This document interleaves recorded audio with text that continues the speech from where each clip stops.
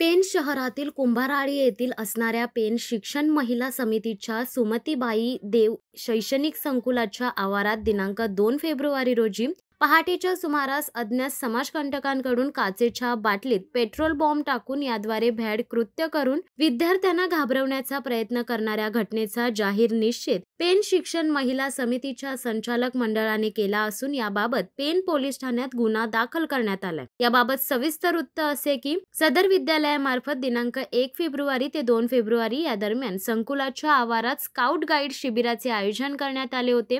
सदर शिबिर यशस्वीरित्या पार पडत असताना दिनांक 2 फेब्रुवारी रोजी पहाटे सकाळी 4 वाजण्याच्या सुमारास काही अज्ञात समाजकंटकांनी संकुलाच्या आवारात स्काउट गाईडसाठी उभारण्यात आलेल्या तंबूवर 3 काचेच्या बाटल्यांद्वारे पेट्रोल बॉम्ब टाकून भ्याड हल्ला करत विध्वंस करण्याचा प्रयत्न करत असल्याचे लक्षात आले असता तात्काळ त्या ठिकाणची आग पाण्याच्या द्वारे विझवण्यात आली। यामध्ये कोणतीही जीवितहानी झालेली नाही। मात्र असे वृत्त करणाऱ्या अज्ञात व्यक्तीविरोधात तात्काळ पेण पोलीस ठाण्यामध्ये गुन्हा दाखल करण्यात आला असून पेण पोलीस ठाण्याचे पोलीस निरीक्षक संदीप बागुल अधिक तपास करीत आहेत। या घटनेची माहिती मिळताच सदर शैक्षणिक संकुलात जाऊन पोलिसांनी जागेची पाहणी केली आहे। ज्या समाजकंटकांनी शाळेच्या आवारात बाटलीद्वारे पेट्रोल बॉम्ब टाकण्याचा प्रयत्न केलाय त्याचा तपास करण्यात येत असून शाळेचे सीसीटीव्ही कॅमेरे तपासले जात आहेत। तरी सुद्धा उर्वरित आजूबाजूचे ही सीसीटीव्ही कॅमेऱ्याची तपासणी लवकरात लवकर केली जाईल व यातील आरोपींचा यथा शोध घेण्यात येईल।